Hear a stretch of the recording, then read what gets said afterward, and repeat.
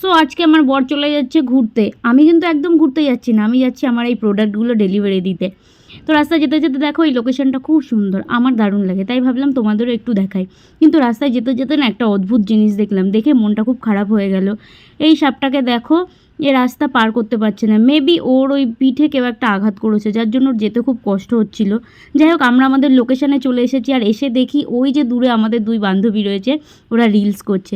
চলো ওদেরকে একটু হঠাৎ করে গিয়ে একটু সারপ্রাইজ করে দিই, আর ওদের রিয়াকশানটা জাস্ট দেখো।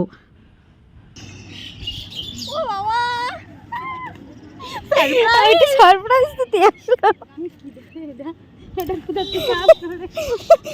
সারপ্রাইজ দিয়ে নি, এক্সপ্রেশনটা একটু দেখে নি।